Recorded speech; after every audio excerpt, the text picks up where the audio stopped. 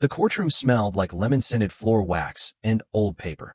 That kind of stale, clean air you only find in places that haven't changed since the 80s. The ceiling lights hummed like bees. The judge sat high above. Flipping through papers like this was just another Tuesday. I sat at the petitioner's table in my dress blues. Not because the law said I had to, but because I needed to remember who I was before all this. Before the lies. Before the betrayal. Before the woman I loved turned into a stranger. I'd worn this uniform in Afghanistan. In Syria. In places I can't name. I'd come home with medals, missing friends, and a quiet pride in doing my duty. And now? I was here, in a divorce hearing, fighting for what was left of my life. Across from me sat my soon-to-be ex, Lena, her nails tapping the table like she was bored. Manicured. Cold. Perfect. And next to her? Derek Vance, her boyfriend, a slick attorney in a charcoal suit that probably cost more than my truck. He leaned back, arms crossed, smirking like he already won.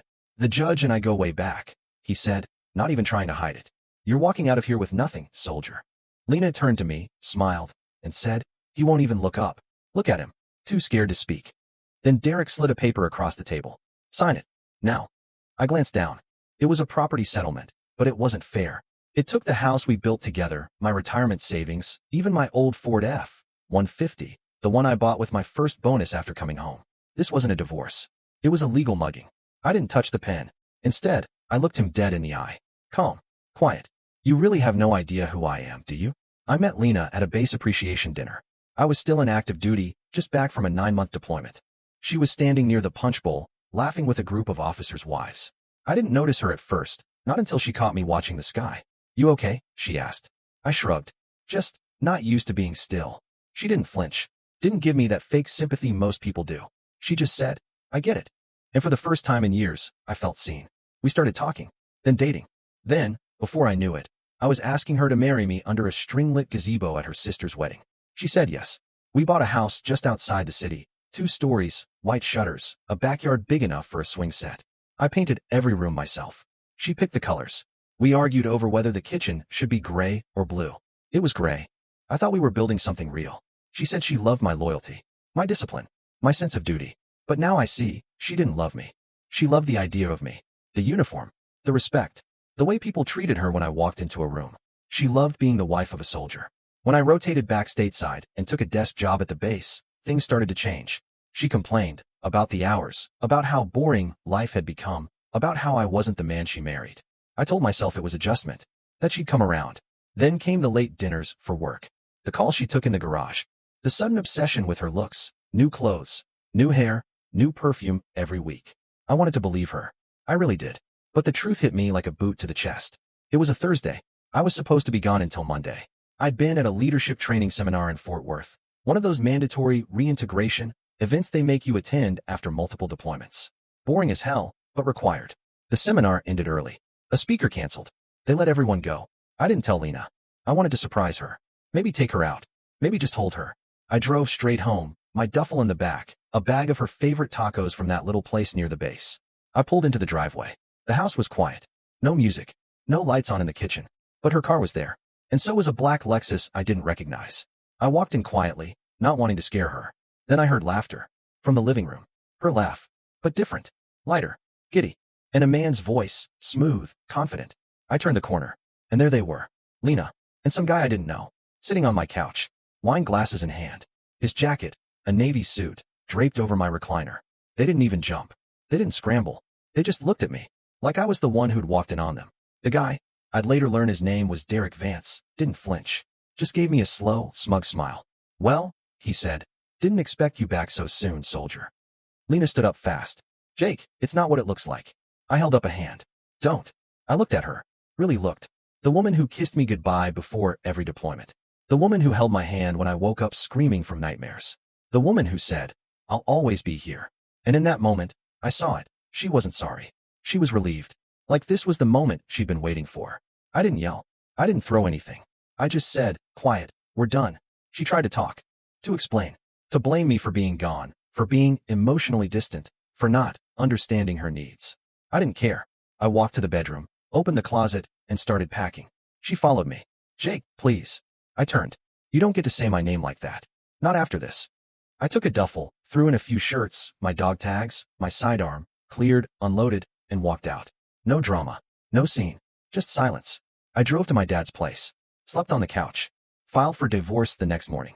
But I didn't know then that this wasn't just about betrayal. It was about war.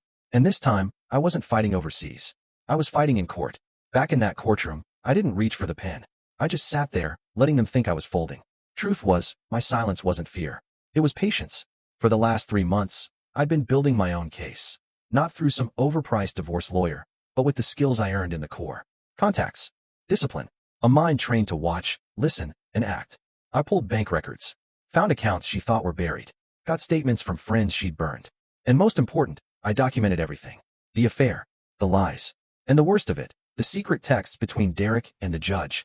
A buddy from CID, Criminal Investigation Division, helped me set up a legal wire during one of their so-called celebration dinners. Their arrogance was unreal. They joked about it.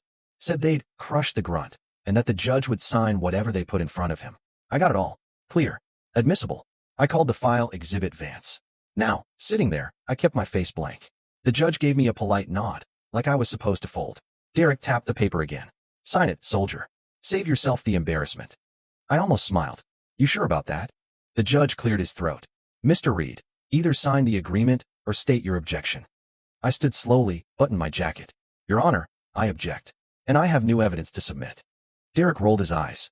Your Honor, this is a delay tactic. There's no new evidence on file. I reached into my briefcase, pulled out a small digital recorder, and set it on the table. Actually, there is. I'd like to submit this as Exhibit Vance. The room went still. The clerk sat up. The judge frowned.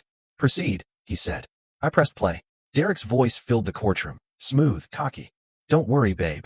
The judge will sign whatever we put in front of him. We'll gut him and celebrate in Cancun. Then Lena's laugh. Cold. Sharp. He's too scared to fight. By the time he figures it out, the house, the money, it'll all be ours. A gasp rippled through the room. Lena's eyes went wide. Derek shot up. Objection. This is an invasion of privacy. The judge cut him off. Overruled. Play the rest. I did.